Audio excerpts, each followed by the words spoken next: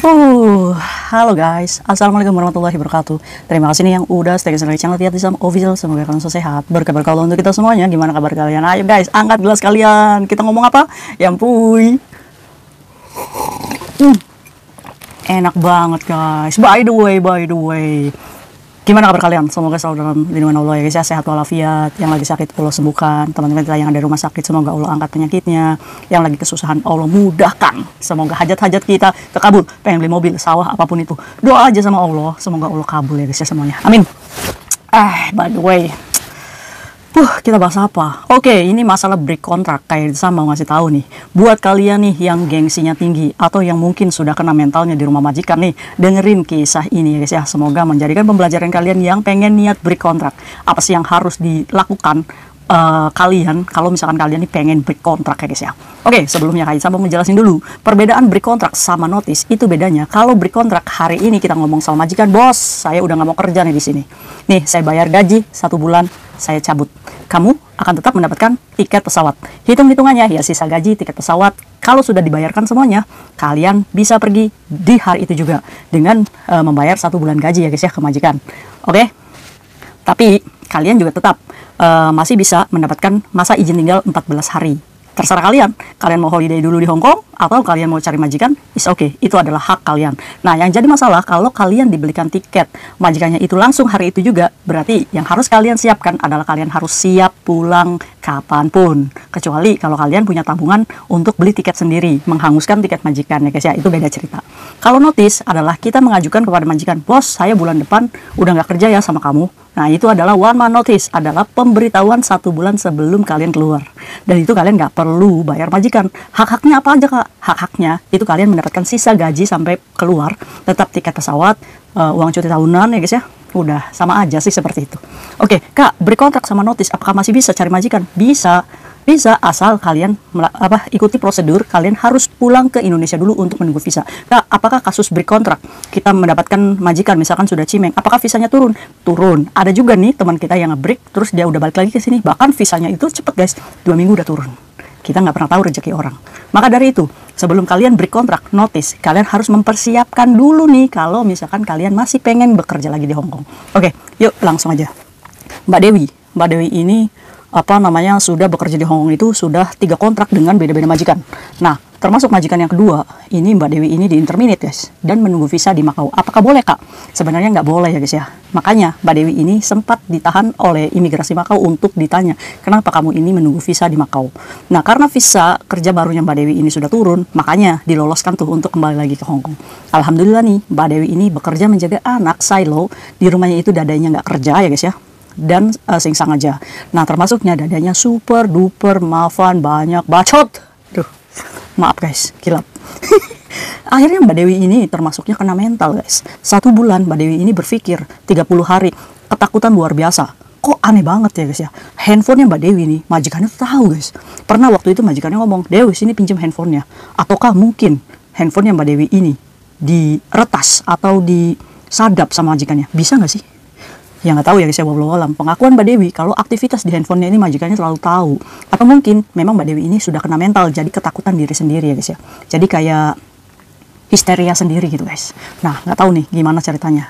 Pokoknya dari makan semuanya salah, salah terus dimarahin terus, lebih-lebih kayak nenek lampir katanya kak. Akhirnya Mbak Dewi ini ya sudahlah, saya mau ngebreak nih, nanti pas saya gajian, uang gaji saya mau saya kasihkan ke majikan, udah langsung keluar gitu Mbak Dewi ini guys ya. Akhirnya Mbak Dewi ini berusaha tuh mendapatkan surat notice ya guys ya, atau surat break yang dikirim ke imigrasi. Sudah ngomong nih sama agennya, kata agennya ya udah kalau mau ngebreak aja toh, kasih 1 bulan gaji ke majikan. Nah, akhirnya ya udah ditulis lah, singkat cerita 1 bulan berjalan setelah konflik 1 bulan ya guys ya, penuh drama ini. Akhirnya Mbak Dewi ini ngomong lah sama kayak Disa, kak, saya mau ngebreak. Oke, kalau kamu mau ngebreak, kamu mau cari majikan lagi atau gimana? Iya kak, saya mau cari majikan lagi. Oke, berarti kamu ini harus siap uang. Uang apa? Uang dimana saat kamu mencari majikan lagi, otomatis kalau nanti kamu tanda tangan cimeng, otomatis kamu ini harus meletakkan uang jaminan saat kamu tunggu visa. Iya kan? Iya, harus ingat-ingat tuh guys. Terus kan kita harus siapkan uang 1 bulan gaji untuk majikan ya guys ya. Katanya sudah siap. Oke, kalau sudah siap ya sudah. Akhirnya guys, pada hari itu tiba guys. 1 hari setelah gajiannya, Mbak Dewi ini mengirimkan surat break kontrak ini terlebih dahulu melalui pos ke imigrasi. Jadi udah nggak bisa digugat nih guys. Jadi surat break ini sudah meluncurlah ke imigrasi. Akhirnya pada hari itu dia ini udah mulai tuh suruh kerja tuh. Terus dia itu datangin tuh majikannya. Bos, saya udah nggak mau kerja. Saya mau pulang ke Indonesia. Osong Fanyana ya. Kesia. Majikannya ngomong, kapan katanya? Hari ini. Tim kai lem song coyege. Kenapa kamu nggak mau kerja katanya? Saya pengen pulang aja ke Indonesia. Enak aja kamu itu. Saya ngambil kamu itu mahal. 60.000 katanya. Majikannya itu lebay. Nggak semahal itu ngambil kalian guys. Nggak. Di bawah 20 ya guys ya. Di bawah 15 bahkan. Kalau misalnya kita ngambilnya dari Hong Kong ya guys ya. Jadi kalian jangan mau ditipu-tipu bos ngambil kalian mahal itu. 16.000, 15.000 itu buat orang Hong Kong itu murah. Cuma mengatakan kepada kalian kalau murah, kalau mahal gitu. Biar kalian itu punya tanggung jawab ya guys ya. Maksud tujuan majikan itu seperti itu. Akhirnya jadi majikan ini karena dongkol kesel ya guys ya. Enak aja kamu tuh mau kasih saya gaji 4730. Kamu tuh harus kembaliin 15.000 katanya ke saya. Akhirnya debat situ guys. Akhirnya Mbak Dewi ini disuruh dulu nih keluar nih ke rumah, di luar rumah, di halaman gitu, nggak dikasih masuk gitu. Saya mau ngomong dulu sama agensi katanya. Pas ngomong sama agensi marah-marah majikannya. Saya itu nggak pernah nih memperkarakan si Dewi. Anak saya jatuh, saya nggak laporin dia poking. Terus pokoknya kejelekan-kejelekannya lah. Merusakin barang saya nggak minta ganti gitu. Gaji saya juga kasih. Kenapa dia itu pengen langsung pulang? Kan saya rugi katanya di sini. Akhirnya ditelepon lah Mbak Dewi ini dari agensi. Kamu ini majikan ngasih gaji, ngasih. Tapi saya nggak kuat, saya kena mentalnya. Pokoknya saya mau pulang ke Indonesia. Mbak Dewi itu ngomongnya kayak gitu guys. Jadi karena misalkan Mbak Dewi ini udah ngomong, saya udah kirim surat ke imigrasi. Kenapa kamu itu secepat itu katanya ngirim surat, orang saya udah niat. Pusing ya guys ya. Akhirnya karena ya mau nggak mau gitu, majikan walaupun keadaannya dia itu ngerasa sakit hati sama Mbak Dewi, ya harus keluarin Mbak Dewi pada hari itu juga. Karena apa? Karena hak pekerja break kontrak itu sah. Imigrasi pasti ACC, iya kan? Apapun alasannya itu. Kenapa? Karena permintaan majikan atau CC, ya itu tetap sah di mata imigrasi. Oke, akhirnya, ya udah, kamu nanti masuk jam 3 sore ke rumah saya. Oke, akhirnya Mbak Dewi itu kayak Disam suruh jangan pergi-pergi gitu, di lobi aja di situ. Akhirnya jam 3 suruh naik lah untuk bawa barang-barangnya. Untungnya Mbak Dewi ini memang sudah mempersiapkan untuk break kontrak guys. Jadi ya tinggal geret aja. Di situ ada neneknya guys, dengan mata sinisnya itu bawa sapu. Mbak Dewi kira mau disabetin tuh ke pantatnya Mbak Dewi, tahu-tahu disabetinnya ke lantai. Yang ngamuk sendiri guys, sakit hati ya guys ya. Akhirnya Mbak Dewi ini udah bismillahirrahmanirrahim keluar lah guys. Nah hitung-hitungannya gimana?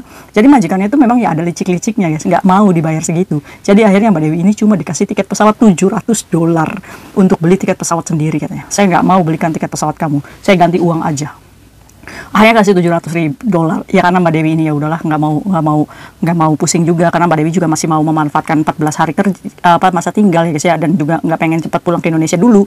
Akhirnya ya udahlah tanda tangan sah, sudah selesai beresan dan pergi. Nah itu yang dinamakan break kontrak. Hari itu juga keluar, kita bayar majikan, kita selesaikan semua administrasi, dan dengan secara tidak langsung termination terjadi. Oke, nah di sini poinnya Mbak Dewi ini melakukan break kontrak benar. Karena apa? Karena dia mengirimkan surat terlebih dahulu ke imigrasi, di mana nanti barangkali majikan ini mempersoalkan nuduh yang ini itu. Nah Mbak Dewi ini kan sudah lebih awal memberikan tahu imigrasi, ya kan? Nah ini menyelamatkan kita nih. Oke, nah resikonya apa? Resikonya ya kita harus siap duit kalau break kontrak ya guys ya, karena banyak uang yang harus kita keluarkan gitu. Nah setelah ini Mbak Dewi apa yang dilakukan? Mbak Dewi ini datang ke agensi untuk mencari majikan baru, interview, tunggu visa lagi di Indonesia. Berarti Kak tiket pesawatnya apa? Ya tiket pesawat beli sendiri, karena Mbak Dewi ini kan tadi sudah ngambil $700 ya guys ya. Ya kita booking tiket pesawat sendiri. Nah nanti tiket pesawat Indonesia ke sini dari majikan baru, begitu guys. Nah beda cerita nih kalau Mbak Dewi pergi ke Makau, apa masih bisa Kak?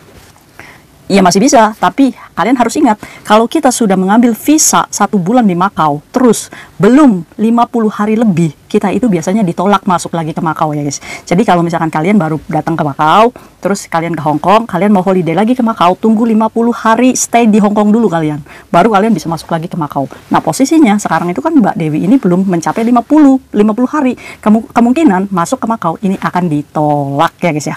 Otomatis yang harus Mbak Dewi lakukan adalah mencari majikan di Hong Kong dan pulang ke Indonesia untuk tunggu visa. Begitu guys, ini namanya break kontrak. Apakah ini sah? Sah.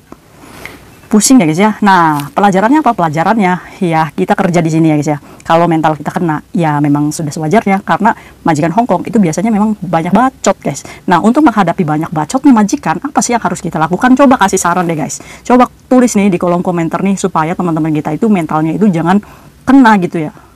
Aduh kak, boro-boro mau ngasih tahu temen, orang saya aja stres. Ya udah, kalau kayak Tisam itu udah ngopi aja. Kayak Sam itu ngegelo aja. Nih posisinya Mbak Dewi itu kalau beli makanan dari luar suka diomelin. Ya kalau kayak Sam sih bodo amat, ya makan aja. Makan di jam kita makan. Kalau majikan mundar mandir terus, kenapa kamu tuh beli makan di luar? Orang saya lapar. Oh dongo, cuma ya tim kai, di tinggo kejin. Leo mandai me. Kamu ada masalah? Kan saya nggak minta uang dari kamu, saya makan sendiri. Kenapa kamu harus marah? Iya kan? Harusnya kamu tuh bahagia mendapatkan cece yang beli makan sendiri. Itu kan kayak Isam ya, tapi kalian boleh contoh tuh guys. Nah kalau misalkan majikan itu, Cece itu jendela itu masih kotor, dilap lagi ya, terus kotor lagi, dilap lagi, nggak apa-apa, namanya juga kita kerja ya kan. Anggap aja kita ini olahraga. Saat kalian bisa selalu mengambil sisi positif ya guys ya, biarin aja majikan kalian aja yang stroke, yang penyakit jantungan, kaliannya jangan. Oke, jadi kalian bekerja kalau dimarahin terus, udah tinggal nah gitu aja ngegelo. Iya kan, kalau misalkan nih kita harus berprinsip nih kayak gini, kalau kamu nggak suka sama saya ya udah kamu interminate saya aja, nggak usah banyak bacot gitu ya kan. Iya. Nah sebelum itu terjadi ya udah kita kerja semampunya kita aja. Yang penting kita harus bisa menempatkan diri, seperti nggak main handphone terus ya, terus mandi jangan lama-lama karena long fly ya guys ya. Itu harus bisa adaptasi tuh dengan majikan seperti itu. Oke?